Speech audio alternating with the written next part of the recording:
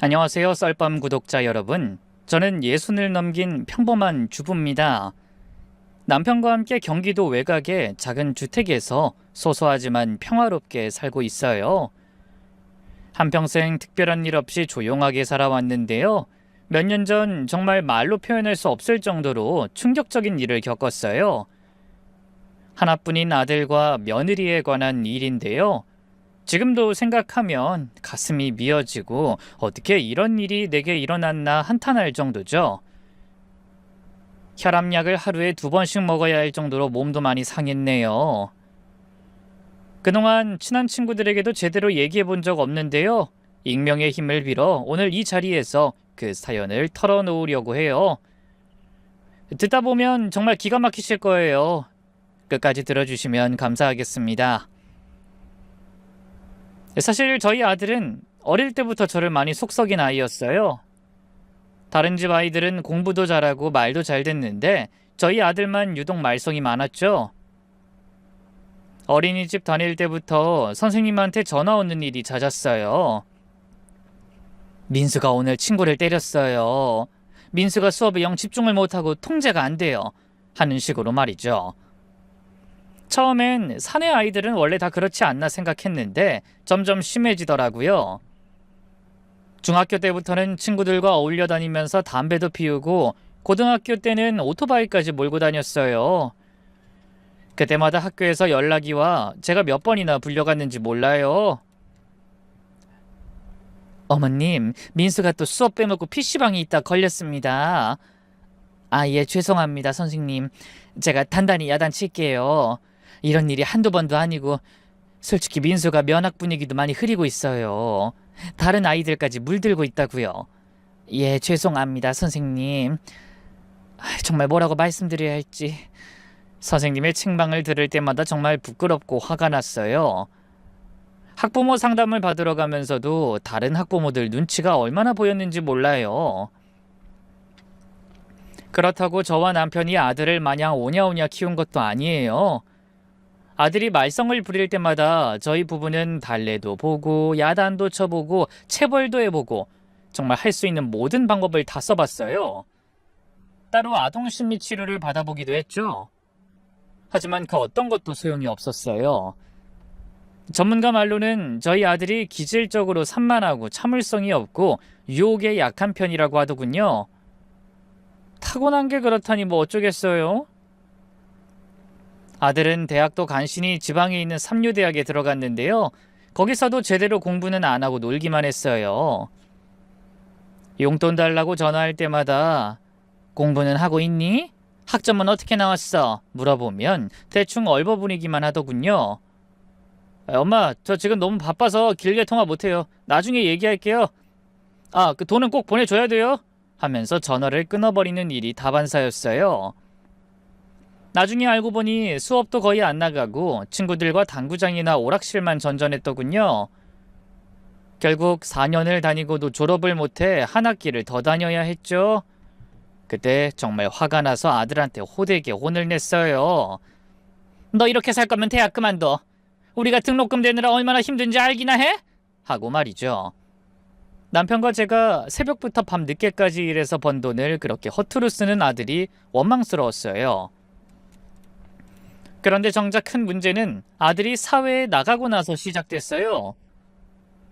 취직 준비도 제대로 안 하고 이것저것 아르바이트만 전전하더니 어느 순간부터 이상한 친구들과 어울리기 시작했어요. 집에 들어오는 시간도 불규칙해지고 돈도 자꾸 달라고 하더군요. 처음엔 취업 준비하는데 학원비가 필요해요. 면접 볼 때 입을 정장 사야 해요. 이런 식으로 그럴듯한 핑계를 대더라고요. 저도 아들이 정말 취업 준비를 하는 줄 알고 용돈을 줬죠. 그런데 아들 태도가 점점 이상해지는 거예요. 전화를 받지도 않고 집에 와서도 방에만 틀어박혀 있고요. 가끔 같이 있을 때도 초조해하면서 계속 핸드폰만 들여다보더라고요. 화장실 갈 때도 핸드폰을 들고 가고 밥 먹을 때도 계속 메시지를 확인했어요. 그리고 돈 달라는 빈도도 점점 잦아졌죠. 엄마, 급한 일이 생겨서 50만 원만 빌려줘요. 또? 너 바로 엊그제도 30만 원 타갔잖아. 근데 돈이 또 필요해? 이번 달만 좀 도와주세요. 다음 달에 알바비 나오면 꼭 갚을게요. 왜 자꾸 그렇게 돈이 필요한 건데? 너 뭐 이상한 거 하는 거 아니야? 그런 거 아니에요. 그 자격증 따려면 학원도 새로 끊어야 하고 요즘 친구들하고도 자주 만나서 그런 거예요. 취업 정보 얻으려면 애들도 계속 만나줘야 한다고요. 저는 바보같이 아들의 말만 믿고 계속해서 돈을 내어줬어요. 아들이 거짓말을 하고 있다는 생각은 전혀 못했거든요. 제 자식을 어떻게 의심하겠어요? 다른 건 몰라도 거짓말만큼은 하지 않던 아이였거든요. 그러던 어느 날이었어요. 갑자기 아들이 이틀 넘게 집에 들어오지 않고 연락도 안 되는 거예요. 걱정된 나머지 아들의 옛날 친구들에게까지 전화를 돌려보고요. 경찰에 실종 신고까지 냈는데요. 이 기간 동안 저도 남편도 거의 제정신이 아니었어요.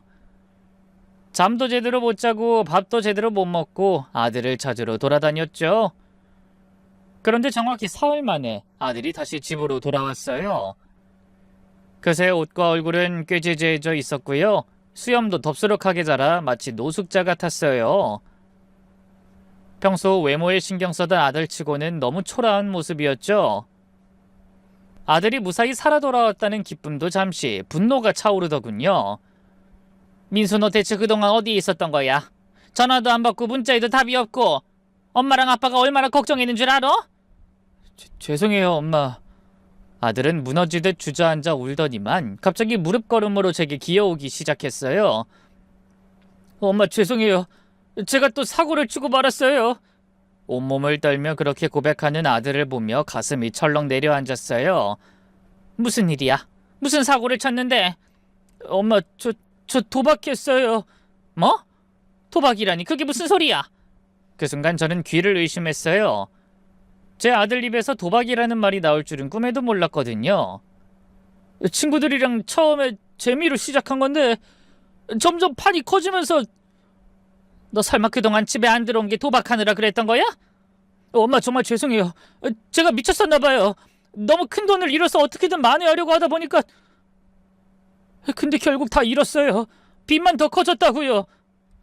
아들이 하는 말을 듣고 있으니까 다리에 힘이 풀리더라고요. 저는 간신히 무릎에 힘을 준 채 아들에게 물었어요. 얼마나 잃었는데? 2천만 원이요. 뭐라고? 2천만 원? 엄마, 제가 정말 잘못했어요. 처음엔 100만 원 정도였는데 따려고 하다 보니까. 야, 너 미쳤어? 2천만 원이 어디 남의 집 개 이름도 아니고 어떻게 겁도 없이 그렇게 큰 빚을 져? 그 말을 듣는 순간 정말 눈앞이 캄캄해지더라고요. 지금도 그렇지만 당시에도 2천만 원은 정말 큰 돈이었어요. 남편의 1년 연봉의 거의 절반에 달하는 액수였죠. 더 심각한 건 아들이 그 돈을 은행이 아닌 사채업자에게 빌렸다는 사실이었어요. 생각해보세요. 취업도 안 한 20대 초반 남자애한테 어느 은행이 돈을 빌려주겠어요? 몰랐는데 아들은 도박에 단단히 미쳐 있었어요. 그동안 본인이 번 알바비도 취업 준비를 핑계로 제게 달라고 했던 돈도 전부 다 도박 비용으로 날아갔더군요. 그러다 사채업자들에게 어마어마한 빚을 지게 되자 뒤늦게 정신을 차린 거였어요. 엄마, 제가 2주 안에 돈 안 갚으면 정말 큰일 나요. 사채업자들이 저희 집으로 찾아온다고 협박까지 했어요. 사채업자들한테 빌렸다고? 너 정말 미친 거 아니야? 그 사람들이 집으로 찾아오면 어떡해요, 엄마. 저 정말 무서워요. 너 어떻게 그런 위험한 사람들한테 돈을 빌릴 생각을 해? 어? 친구가 괜찮다고 해서 이자율도 그렇게 높지 않다고. 이자가 얼마나 되는데? 일주일에 30%요. 뭐라고? 30%? 아들이 벌벌 떨면서 하는 말을 듣고 있으니까 정말 기가 막히더라고요. 일주일에 30%라면 한 달이면 원금의 2배가 넘게 불어나는 거잖아요. 어떻게 제 자식이 이런 일을 저질렀나 싶어서 한참을 말도 못했어요. 가슴이 답답해서 숨도 제대로 쉬어지지 않더라고요. 남편 역시 회사에서 돌아와 뒤늦게 그 얘기를 듣고 완전히 돌아버렸죠. 평소에 온순한 성격이었던 남편이 그렇게 화내는 걸 처음 봤죠. 이 녀석이 미쳤나? 도박 때문에 2천만 원을 사채로 끌어쓰다니 네가 제정신이야? 네가 정말 맞아야 정신을 차리지? 여보, 일단 진정해요. 진정하게 생겼어! 자식놈 하나 때문에 평생 모은 돈 다 날리게 생겼는데! 남편의 분노에 아들도 잠자코 빌기만 했어요. 아버지 죄송합니다. 제가 정말 잘못했어요. 잘못했다고 말로만 사과해서 이게 될 문제야? 너 2천만 원 얼마나 큰 돈인지 알기나 해? 저도 어떻게 이렇게 됐는지 모르겠어요. 모르긴 뭘 몰라? 네가 도박해서 이렇게 된 거 아니야? 새파랗게 어린 놈이 어디 배울 게 없어서 도박질을 배워! 급기야 남편은 아들을 마구 때리기 시작했어요. 얼마나 화가 났으면 회초리도 없이 맨주먹으로 패더군요. 그걸 말리느라 저도 얼마나 힘들었는지 몰라요. 집안이 완전히 난장판이 됐죠. 옆집에서도 무슨 일인가 싶어서 찾아올 정도였네요. 어쨌든 그날 이후 남편은 아들을 사람 취급도 하지 않았어요. 아들이 말을 걸어도 무시하고요. 함께 밥을 먹지도 않았죠.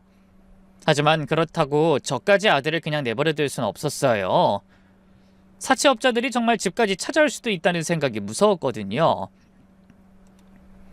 밤에 잠도 제대로 못 자고 낮에도 현관 소리만 나면 혹시 그 사람들이 온 건 아닌가 싶어서 가슴이 두근거렸어요. 결국 저희 부부는 머리를 맞대고 어떻게든 돈을 마련해야 한다는 결론을 내렸죠. 평생 모아둔 적금도 깨고 집까지 담보로 잡아 2천만 원을 빌렸죠. 그 돈으로 아들의 빚을 다 갚아줬어요. 물론 그냥 순순히 갚아준 건 아니었어요. 저는 아들에게 단호하게 말했죠. 민수야, 엄마랑 아빠가 부모로서 널 봐주는 건 이번이 마지막이다. 엄마, 그동안 엄마랑 아빠가 너 때문에 얼마나 많이 속을 끓였니? 그래도 너한테 좋은 대학 가라, 유명한 대기업 들어가라 잔소리 한번 안 해봤어. 엄마랑 아빠는 그저 네가 건강하기만 잘하고 또 나쁜 짓 안 하고 그저 남들처럼 평범하게 살기만을 바랬어. 너도 알지? 네, 뭐라고 드릴 말씀이 없어요, 엄마. 너도 그걸 안다면 다시는 도박 같은 거 하면 안 돼. 만약 또 이런 일 생기면 그땐 정말 부모 자식 간의 연 끊을 거야. 알겠니? 엄마 그런 말씀 마세요. 제가 정말 정신 차릴게요. 엄마 아빠가 아무리 널 사랑해도 한계가 있어. 알겠지? 네, 알겠습니다. 정말 죄송해요. 이렇게 네 도박빚 갚아주는 거는 이번이 정말 처음이자 마지막이야. 절대 잊지 마. 엄마 정말 죄송해요. 다신 절대 안 할게요. 이제 정신 차리고 제대로 살게요. 부모 자식 간의 연을 끊을 수도 있다는 말에 아들은 꽤 충격을 받은 것 같았어요. 그날 이후 도박을 완전히 끊고 취업도 열심히 준비하더라고요. 몇 달 후에는 작은 회사지만 정식으로 취직도 했고요. 아들이 그렇게 성실하게 사는 모습을 보면서 저는 정말 안심했어요. 역시 내 자식이야. 한번 잘못했다고 해서 계속 그런 건 아니구나 싶었죠. 남편도 이제야 우리 아들이 철이 든 것 같다 라면서 기뻐했어요. 저는 내심 아들이 돈을 벌게 됐으니 다시 도박에 빠지지 않을까 염려됐는데요. 다행히 아들은 돈을 허투루 쓰지 않고 꾸준히 모으기만 했어요. 예전에는 친구들과 연락을 자주 하고 밤늦게 나가는 일이 많았는데 이제는 퇴근하면 바로 집으로 들어와서 책을 읽거나 TV를 보면서 조용히 시간을 보냈죠. 민수야, 요즘 친구들하고는 안 만나니? 엄마, 저 이제 그런 친구들하고는 연락 다 끊었어요. 잘못된 길로 빠뜨린 친구들이니까 더 이상 만날 이유가 없죠. 그래, 잘했다. 친구 잘못 사귀면 인생 망가지는 거야. 맞아요. 이젠 정말 성실하게 살 거예요. 엄마랑 아버지 걱정 끼쳐드리는 일은 절대 없을 거예요. 아들의 그런 말을 들으니까 정말 기특하더라고요. 실제로 아들은 자기 개발도 열심히 했고요. 회사에서도 인정받기 시작했어요. 성실하게 일한 덕분에 몇 번이나 승진도 하고 급여도 올랐죠. 그럴 때마다 제 마음이 얼마나 뿌듯했는지 몰라요. 그리고 무엇보다 기뻤던 건 아들이 좋은 여자친구를 만난 거였어요. 아들보다 2살 연하의 간호사였는데 정말 착하고 예쁘고 똑똑한 아가씨였어요. 저와 남편에게도 얼마나 잘했는지 몰라요. 놀라운 건 아들의 여자친구가 아들의 과거를 다 알고 있다는 거였어요. 도박 문제까지도 아들이 솔직하게 다 털어놨다고 하더라고요. 어머님, 민수 오빠가 예전에 많이 방황했다는 거 다 들었어요. 오빠 도박빚 갚아주느라 어머님 아버님이 고생 많이 하셨다면서요. 어머, 민수가 그런 일까지 다 얘기했니? 너한테 뭐라고 할 말이 없구나. 왜요? 괜찮아요. 전 오히려 그런 오빠가 더 믿음직스러워요. 과거의 잘못을 인정하고 정말 변했다는 게 보이거든요. 아들 여자친구의 말에 그제야 불안하게 들뜨던 가슴이 진정됐어요. 지은아, 그렇게 말해줘서 정말 고맙구나. 우리 민수가 너 같은 좋은 여자 만나서 정말 다행이야. 앞으로도 민수 옆에서 그 애가 나쁜 길로 빠지지 않게끔 많이 도와주렴. 네, 걱정 마세요. 아들의 과거를 알면서도 이해해주고 믿어주는 여자가 있다는 게 얼마나 다행이던지요. 저는 이제나 저제나 아들과 아들 여자친구가 하루빨리 결혼하기만을 바랬는데요. 두 사람이 만난 지 2년 정도 됐을 때 마침내 아들이 여자친구와 결혼하고 싶다고 하더군요. 엄마, 저 돈도 어느 정도 모았고 지은이하고 슬슬 결혼할까 싶은데요. 어떠세요? 그래? 뭐 엄마야 당연히 좋지. 너희 아버지도 그럴 테고. 지은이도 너랑 같은 생각이라니? 네, 지은이도 좋다고 해요. 그래. 그 신혼집은 생각해둔 곳 있니? 엄마랑 아버지도 좀 도와줄게. 아니에요, 엄마. 제가 알아서 할게요. 그동안 두 분한테 너무 폐만 끼쳤는데 이제라도 제 일은 제가 책임져야죠. 아들이 그렇게 말하는 모습을 보니까 정말 의젓해 보이더라고요. 실제로 아들은 결혼 준비를 본인이 다 알아서 했어요. 차곡차곡 모은 돈으로 욕심내지 않고 작은 아파트를 전세로 구하고요. 혼수도 최소한으로만 하고 예물이나 예단 같은 건 전부 생략했죠. 저희는 그냥 결혼식 비용만 조금 도와줬을 뿐이네요. 기대했던 대로 아들 부부는 결혼 후 정말 알콩달콩 잘 살았어요. 며느리의 내조 덕분인지 아들은 결혼하고 얼마 안 돼 이름을 들으면 누구나 알만한 대기업 이직에 성공했어요. 연봉도 거의 1.5배 가까이 높였다고 하더군요. 며느리를 잘 들인 덕인 것 같아서 얼마나 기뻤는지 몰라요. 남편과 상의 끝에 아들 내외에게 따로 차를 한 대 뽑아줬어요. 그동안 돈을 아끼겠다면서 아들이 결혼 전에 산 중고차를 계속 끌고 다니는 게 마음에 걸렸거든요. 물론 아들은 한사코 거절했지만 저희가 끈질기게 내미니 결국 마지못해 봤더군요. 이후 아들 내외는 손주도 둘이나 낳고요. 아들은 가장이 됐다는 책임감 때문인지 회사에서도 열심히 일해서 부장으로 승진했어요. 며느리는 아이들 때문에 잠시 일을 쉬어야 했지만 그만큼 가정에 집중하면서 현명한 엄마이자 아내 역할을 했죠. 그렇게 행복한 시간이 계속될 줄 알았는데 어느 날 갑자기 청천벽력 같은 소식이 들려왔어요. 시작은 한밤중에 걸려온 아들의 전화였죠. 엄마, 지금 집에 가고 있는데 엄마랑 아버지한테 꼭 얘기할 게 있어요. 이 밤중에?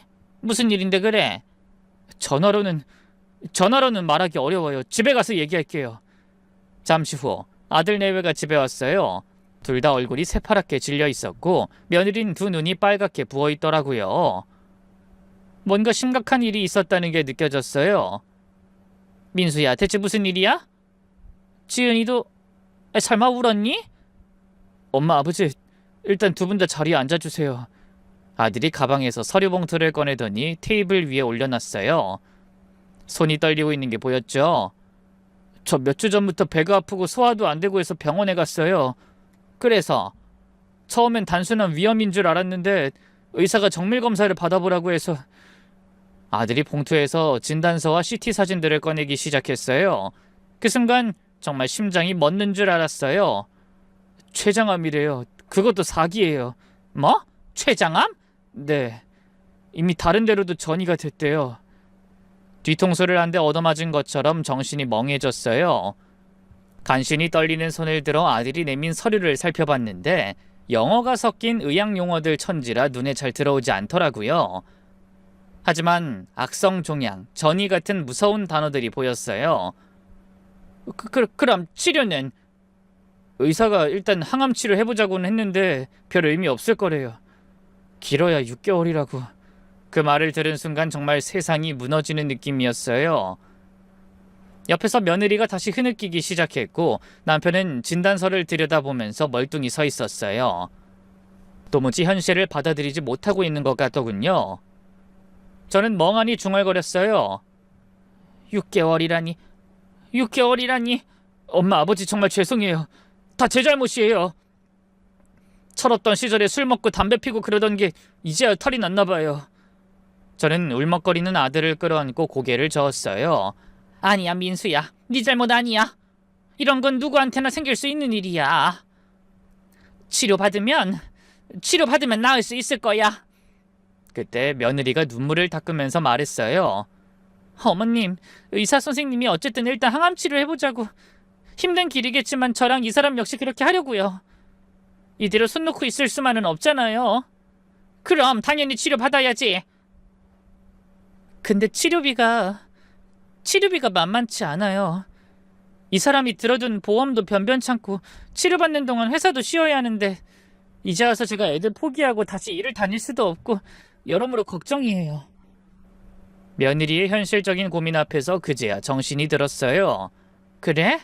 치료비가 대략 얼마쯤 나올 것 같은데? 자세한 건 치료를 해봐야 알겠지만 못해도 한 달에 몇 천만 원씩 든다고 하더라고요. 돈은 걱정하지 말 거라. 우리가 어떻게든 마련할게. 그러자 아들이 고개를 저었어요. 아니에요. 지금 집 전세금 빼고 직장도 그냥 퇴직 처리하면 퇴직금 나오니까 그걸로 당분간은 버틸 수 있을 것 같아요. 걱정 마세요. 전세금을 뺀다니? 그럼 애 둘 데리고 어디 가서 살려고? 그래서 말인데 당분간 여기 들어와서 지내도 될까요? 아무래도 이 사람이 저 병원 데리고 다니고 하려면 애들 봐줄 사람도 필요한데 엄마랑 아버지한테 부탁 좀 드리고 싶어요. 시한부 판정을 받은 아들의 부탁을 어떻게 거절할 수 있겠어요. 오히려 안심이 되더군요. 아픈 아들을 바로 옆에서 돌봐줄 수 있다는 생각에 말이죠. 그렇게 해서 아들 내외와 손주들이 저희 집으로 들어와 살게 됐고요. 아들은 회사도 그만두고 병원을 다니기 시작했어요. 처음엔 2달 정도 입원해서 수술 및 집중 항암 치료를 받았는데요. 아들은 괜히 저희가 오면 신경 쓰이고 마음도 안 좋다면서 오지 못하게 했어요. 덕분에 저와 남편은 집에서 아들의 치료가 잘 되고 있나 불안함에 발만 동동 굴러야 했는데요. 다행히 아들의 치료 경과는 그렇게 나쁘지 않았고요. 몇 달 뒤 퇴원해서 집에서 통원 치료를 할 수 있는 상황까지 됐어요. 아들이 완전히 우리 가족을 버린 건 아니구나 싶더군요. 저는 투병하는 아들과 그런 아들을 병고안하는 며느리를 최대한 도와주려고 했어요. 며느리를 대신해서 손주들 밥도 챙겨주고 청소나 설거지, 빨래 같은 살림도 대신해주고요. 아들 내외가 먹는 식사도 특별히 신경 써서 차렸죠. 아들은 병원에서 돌아오면 항상 피곤해 보였어요. 오늘 치료 어땠어? 하고 물으면 많이 힘들었어요, 엄마. 항암제 부작용이 생각보다 심하네요. 하면서 방으로 들어가곤 했어요. 며느리도 옆에서 오빠가 정말 많이 힘들어해요. 토하기도 하고 식욕도 없어지고 라며 걱정스러워 하더라고요. 그래서 아들의 식사를 더욱더 잘 챙기려고 노력했네요. 전부 유기농 재료만 공수해 정성껏 상을 차렸어요. 정작 아들은 입맛이 없다며 숟가락도 안 드는 일이 부지기수였지만요. 그렇게 얼마나 시간이 흘렀을까요? 어느 날 아들이 조심스럽게 말을 꺼내더라고요. 엄마, 그리고 아버지, 좀 곤란한 얘기가 있어서 그러는데. 뭔 얘기야? 치료비가 생각보다 많이 나와서 더는 모아둔 돈만으론 감당이 안 될 것 같아서요. 그래? 얼마나 나오는데? 매달 1,000만 원씩 나오는 것 같아요. 처음엔 전세금으로 괜찮을 줄 알았는데 그 말을 듣고 깜짝 놀랐어요. 한 달에 1,000만 원이라니. 그동안 수천만 원이 병원비로 들어갔다는 얘기잖아요. 그렇게 많이 나와? 보험은? 보험으로는 일부만 되고 새로운 항암제가 워낙 비싸대요. 그때 옆에서 잠자코 있던 며느리가 눈물을 글썽이면서 말했어요. 어머님, 저희도 어떻게 해야 할지 모르겠어요. 오빠 살리려면 치료를 계속 받아야 하는데. 당연히 받아야지. 돈은 걱정하지 말거라. 아들 목숨이 걸린 일인데 어떻게든 해봐야지. 제 말에 남편도 동의하듯 고개를 끄덕였어요. 그러자 아들이 고개를 떨구면서 말했죠. 두 분한테 정말 죄송해요. 효도하긴커녕 제가 이런 병에 걸려서 오히려 폐만 끼치고. 무슨 소리야. 부모 자식 간의 폐는 무슨 폐야. 아픈 게 네 잘못이 아니잖아. 하지만 엄마랑 아버지 노후자금 챙겨드리진 못할 망정 오히려 돈을 내어달라고 하는 상황이 죄송해요. 정말 죄송해요. 됐다. 그런 건 생각하지도 마. 그때 저는 정말 마음이 아팠어요. 아들이 얼마나 미안해하는지 눈에 다 보였거든요. 며느리도 옆에서 계속 눈물을 흘리고 있었고요. 이런 상황에서 돈을 아끼고 있을 순 없었어요. 그 사이 아들의 도박빚을 갚느라 그리 큰 돈을 모으진 못해서요. 다시 적금을 깨고 보험을 해지하고 그래도 부족하니까 또다시 집을 담보로 대출도 받았어요. 하지만 그렇게 빌린 돈도 오래 가진 못했어요. 아들은 계속 치료를 받아야 했고 매달 어마어마한 병원비가 필요했죠. 결국 주변 친척들에게까지 손을 벌렸어요. 평생 남한테 손 벌려본 적 없는 남편이 아주버님 앞에서 무릎 꿇고 빌었죠. 형님, 죄송합니다. 이런 부탁 드릴 입장이 못 되는 건 아는데. 야, 무슨 소리야. 조카가 아픈데 당연히 도와야지. 갚을 생각은 하지도 마. 민수 그놈한테도 얼른 나을 생각이나 하라고 전하고. 형님은 흔쾌히 도와주셨지만 남편이 집에 돌아와서 얼마나 풀이 죽어있던지요. 그뿐인가요? 친하게 지내던 친구들 몇 명에게도 크고 작게 돈을 빌렸네요. 남편은 내가 이 나이에 여기저기 돈이나 빌리러 다니다니 하면서 한숨만 푹푹 쉬더라고요. 저도 마음이 아팠어요. 하지만 아들 목숨이 걸린 일인데 그깟 체면이 뭐가 중요하겠어요? 아깝다는 생각은 조금도 안 했죠. 오히려 돈으로 아들 생명을 조금이라도 연장할 수 있다면 기꺼이 내겠다는 마음이었죠. 그런데 시간이 흐를수록 이상한 게 하나씩 눈에 띄기 시작했어요. 가장 큰 건 아들의 외모였죠. 저는 항암 치료에 대해서 잘은 모르지만 보통은 항암 치료를 받으면 살이 내리고 머리도 빠진다고 하잖아요. 그런데 아들은 살이 빠지긴커녕 오히려 날이 갈수록 오동통하니 살이 올랐고요. 머리 숱에도 전혀 변화가 없더라고요. 오히려 예전보다 더 윤기가 나는 것 같았어요. 그리고 식욕부진이나 구토 같은 부작용도 별로 없는 것 같았죠. 한 번은 아들이 병원 갔다 온 날이었어요.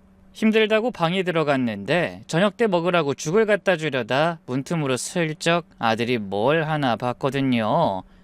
근데 아들이 침대에 누워서 핸드폰으로 뭔가 열심히 하고 있는 거예요.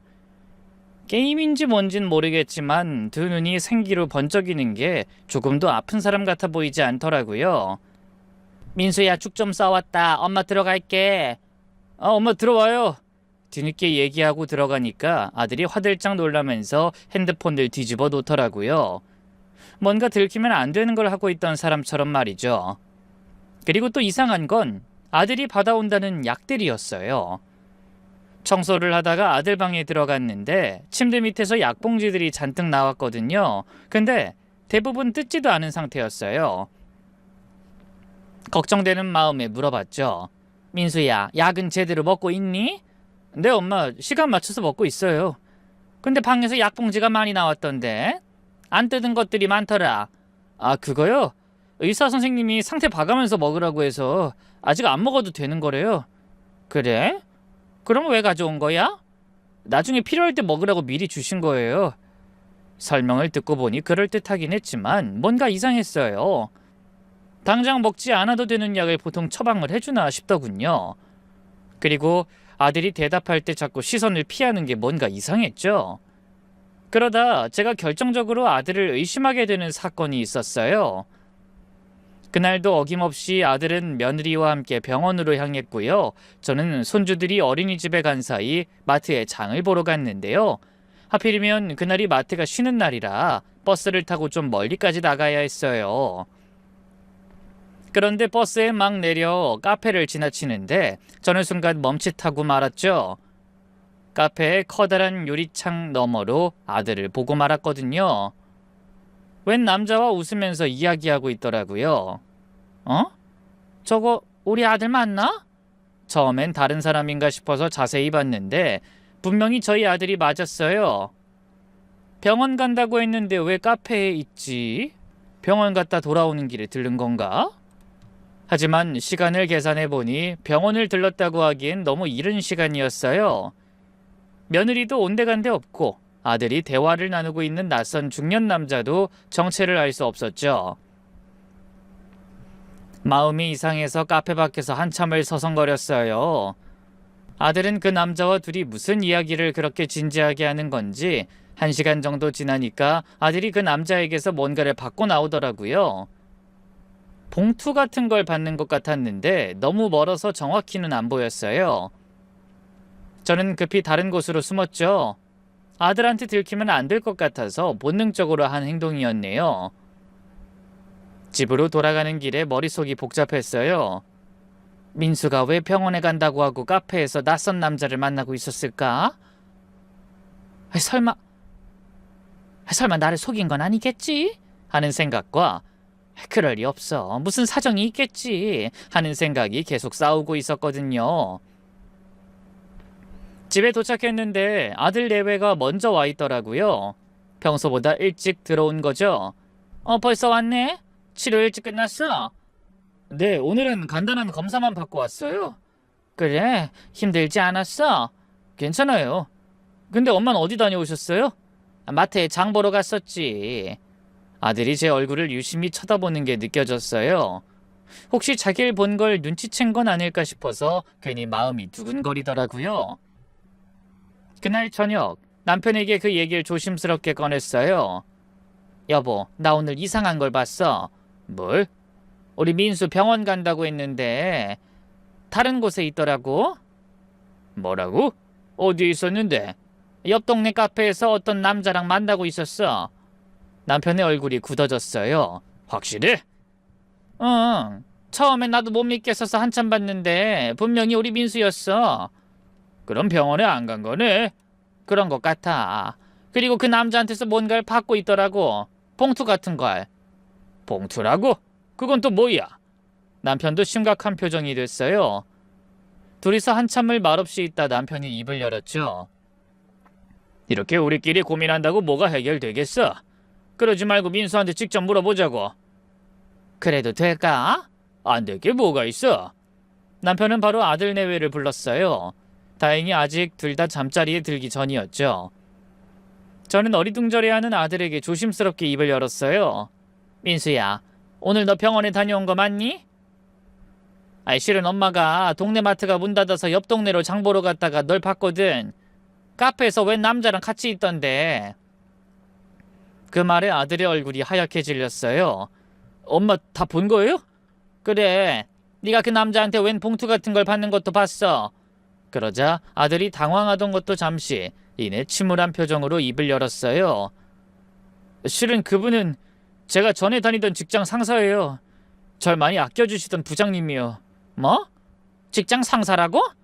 네, 절 많이 아껴주시던 분이라. 제가 요즘 몸 상태가 많이 좋아져서 통환 치료받고 있다고 하니까 한번 보자면서 집 근처까지 찾아와 주신 거예요. 그래? 근데 왜 말 안 했어? 병원 간다고 거짓말은 왜 한 거고? 실은 제가 그분한테 돈을 좀 빌렸거든요. 아무래도 병원비가 부담되는데 그걸 엄마랑 아버지한테만 손을 벌리는 건 진짜 아닌 것 같아서. 근데 이 사실을 알면 두 분이 또 속상해할까봐 일부러 비밀로 한 거였어요.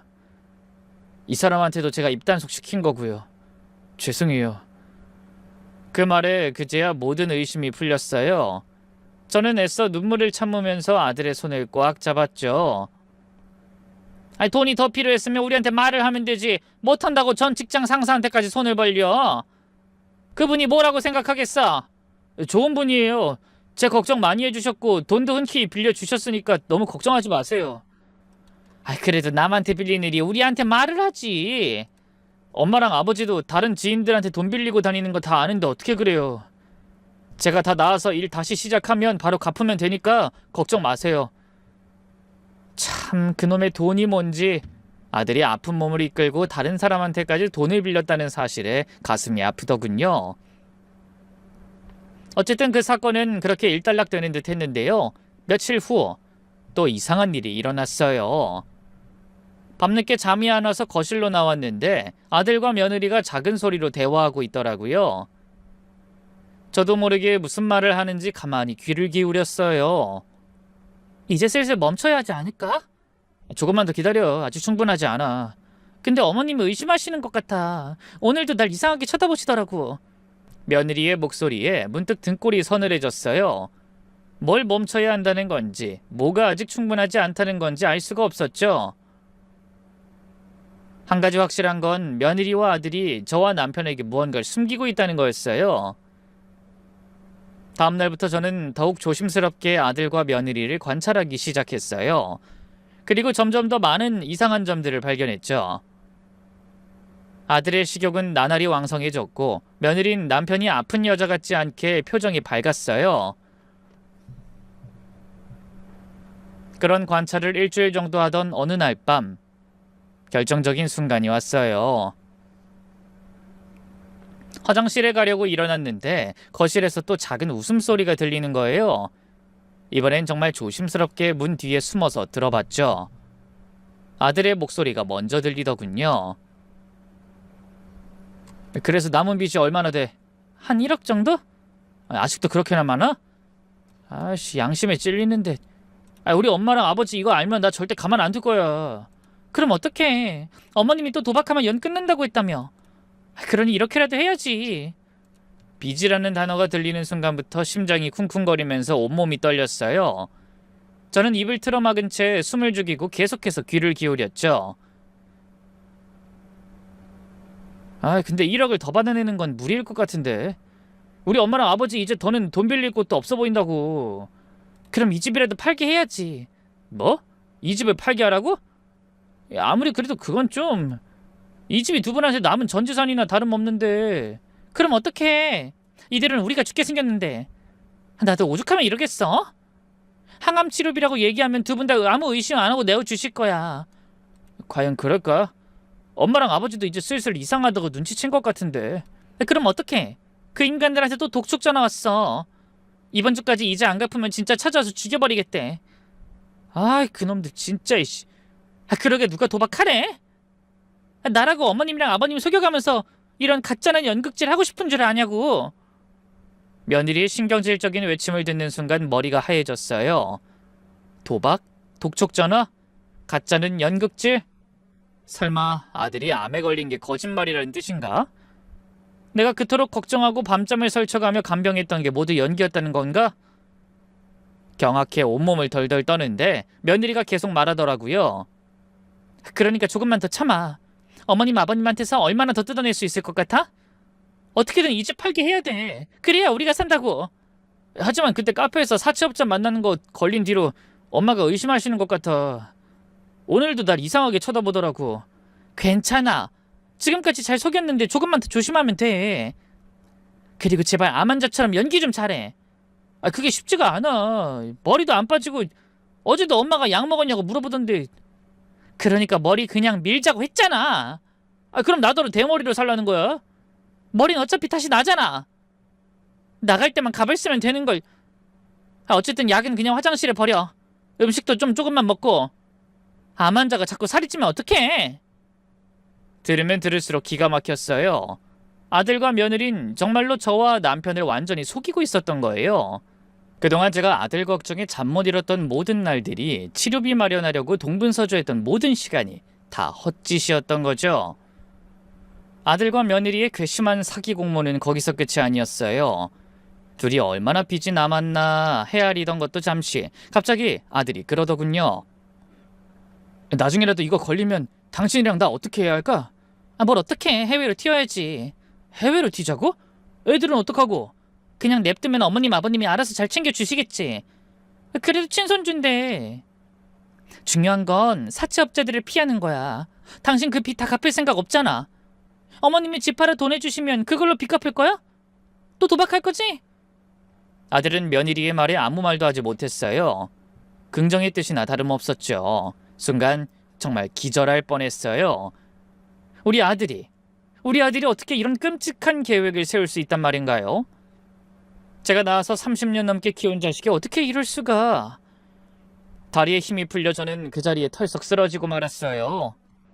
당장이라도 기절할 것처럼 온몸이 덜덜 떨렸지만 분노 때문인가 정신이 놓아지진 않더군요. 제가 쓰러지는 소리에 놀란 며느리와 아들이 그제야 제 쪽으로 시선을 돌렸어요. 뒤늦게 절 발견하고는 둘 다 경악하더군요. 그런 아들 내외를 바라보면서 저는 큰 목소리로 외쳤죠. 너네들 지금 이게 뭐 하는 짓거리야?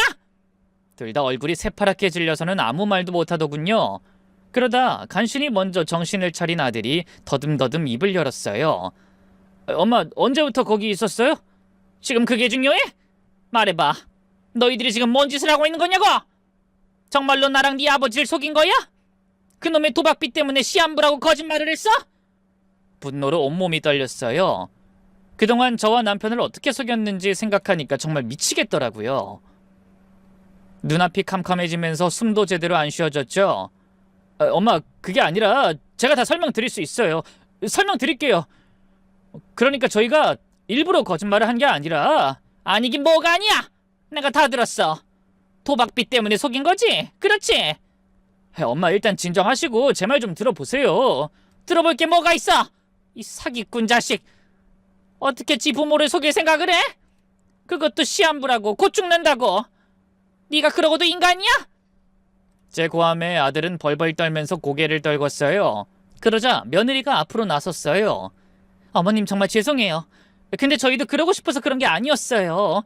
이이가 저 모르게 다시 도박에 손을 대고 제가 알았을 땐 이미 너무 큰 빚을 진 상태라서.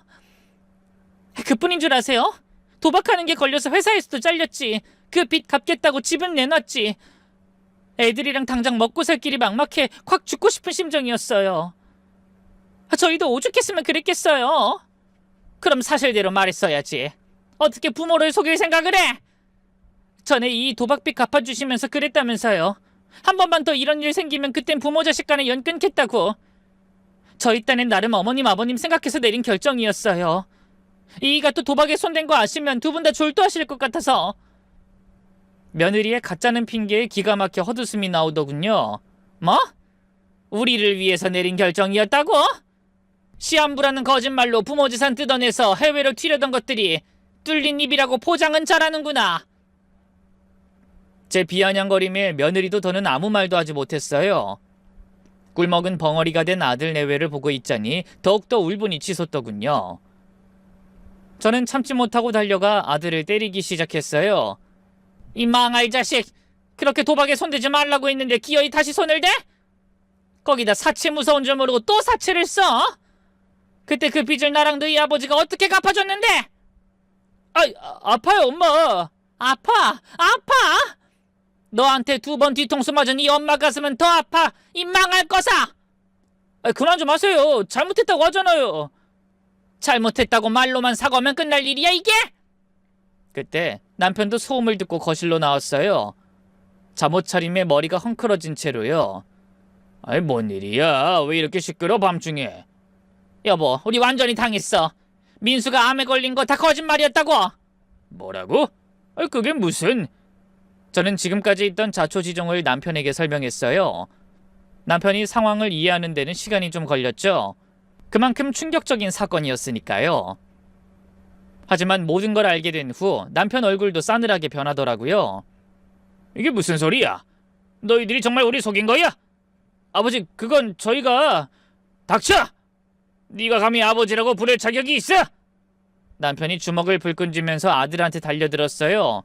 그리고 미친 듯이 때리기 시작했는데 저는 잠자코 지켜만 봤죠. 보다 못한 며느리가 대신 말리더군요. 아버님, 이러지 마세요. 저희가 잘못했어요. 그래도 제발 한 번만 용서해 주시면. 감히 용서를 바라는 아들 내외를 보고 있자니 너무 화가 났어요. 결국 부모인데 용서해 주겠지 하는 아니란 생각을 품고 있는 게 눈에 다 보였거든요. 저는 입술을 짓씹으며 말했어요. 용서? 인간만도 못한 짓을 저질러 놓고 감히 용서를 바라는 거니? 어머님, 왜 그러세요? 그래도 저희 아이들 얼굴을 봐서라도. 어머니 무슨 어머니야? 난 이제부터 너희들 어머니 아니다. 기억하지? 한 번만 더 도박하면 부모 자식 간에 연 끊겠다고 했던 거. 그러자 아들이 화들짝 놀라면서 입을 열었어요. 엄마, 제발 그런 말씀 마세요. 제가 정말 잘못했어요. 잘못했다는 걸 알면서 왜 그런 짓을 했어? 왜 오늘까지도 용서를 빌 생각은커녕 몇 달 더 속여서 집까지 털어먹을 궁리만 했냐고? 애들만 남겨두고 해외로 튀겠다고? 그게 부모로서 또 자식으로서 할 말이야? 아들이 그 말에 더 이상 변명을 못하더라고요. 모든 계획을 제가 다 들었다는 걸 알고 있었으니까요. 엄마, 저희가 정말 어리석었어요. 하지만 빚쟁이들한테 쫓기다 보니까 빚쟁이가 무서워서 부모를 속여? 그럼 우린 무섭지 않았어. 그게 아니긴 뭐가 아니야. 그때까지 잠자고 있던 손주들이 소음 때문에 깨서 울기 시작했어요. 며느리가 급히 아이들을 달래면서 방으로 데려갔고 조금 정신이 맑아진 저는 아들에게 물었죠. 도박 빚이 얼마나 되는데? 이제 남은 건 1억 정도요. 1억? 그럼 우리한테서 받은 돈으로도 모자라다는 거네? 네. 그게 자꾸 본전 생각에 빚은 그냥 이자 정도만 갚고 계속 도박을 하다 보니까 잃는 돈만 점점 커지더라고요. 도박을 더 했다고? 빚을 1억이나 지고도? 제꾸지즘에 아들이 고개만 푹 숙였어요. 그 모습을 보니까 더욱 화가 났죠. 넌 정말 내 자식이 맞니? 옛말에 도박꾼은 팔목을 잘라도 어쩌질 못한다더니 네가 딱 그 짝이었어. 아무리 그래도 그렇지 암 걸렸다는 거짓말로 부모 돈을 뜯어낼 생각을 하다니 어떻게 그런 끔찍한 생각을 할 수 있어? 엄마, 그동안 내가 네 걱정에 얼마나 마음고생했는데, 치료비 마련하려고 얼마나 뛰어다녔는데.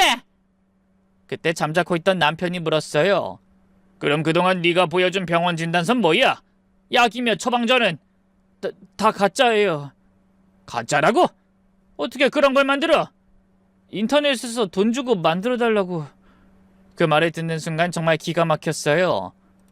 얼마나 치밀하게 준비했으면 가짜 서류까지 만들어서 우리를 속였을까 싶더군요. 아들에 대한 일말의 정이 뚝 사라지더라고요. 당장 짐 싸서 나가!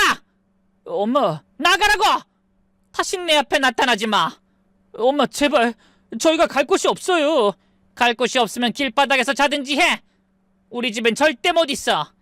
그러자 며느리도 아이들과 함께 나와 같이 빌기 시작했어요. 어머님, 제발 아이들만이라도. 아이들은 죄가 없잖아요. 그래, 아이들이 무슨 죄가 있겠니?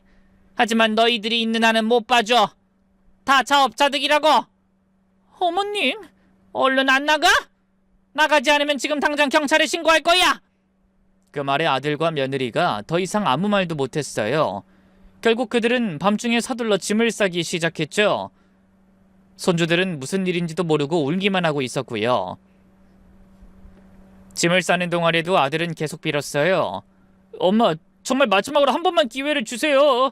기회는 무슨 기회야? 이미 끝났어. 저 정말 다시는 도박 안 할게요. 정말로요. 그런 말 예전에도 했잖아. 또 속을 바보가 어딨어? 그 사이 큰손주가 저한테 와서 할머니, 우리 어디 가요? 하고 물어보는데 정말 마음이 아팠어요. 하지만 참을 수밖에 없었어요.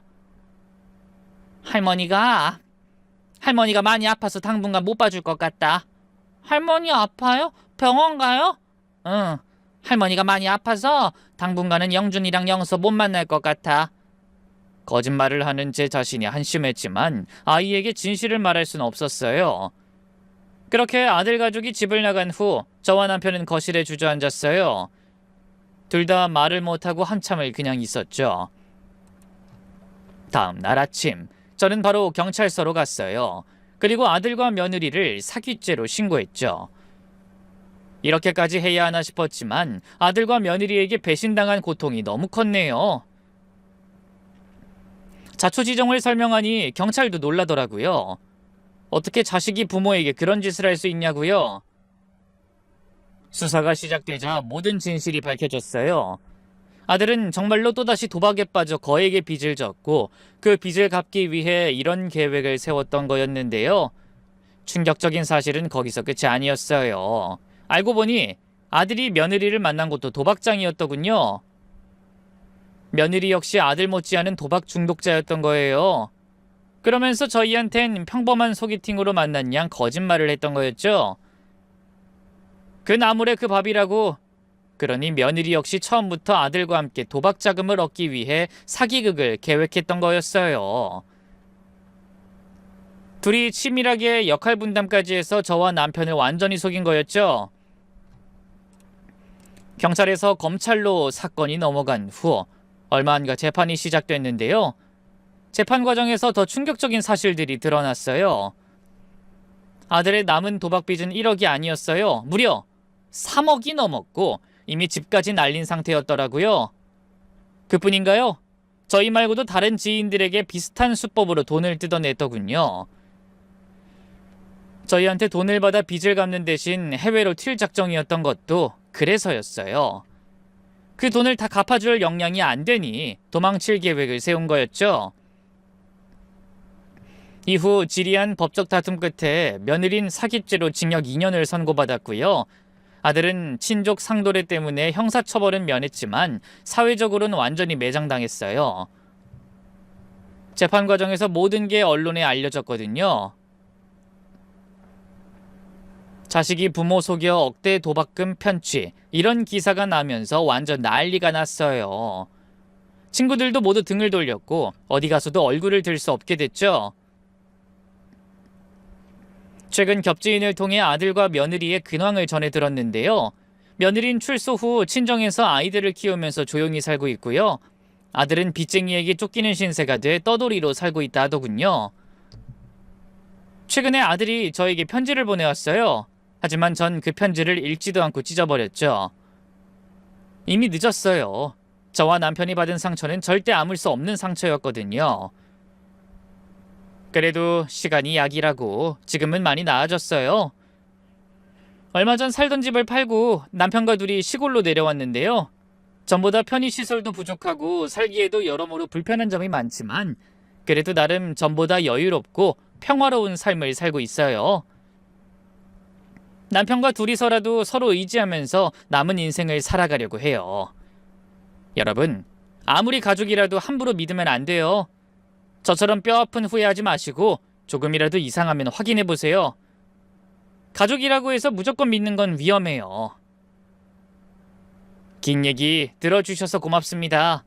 모두 건강하시고 행복하세요.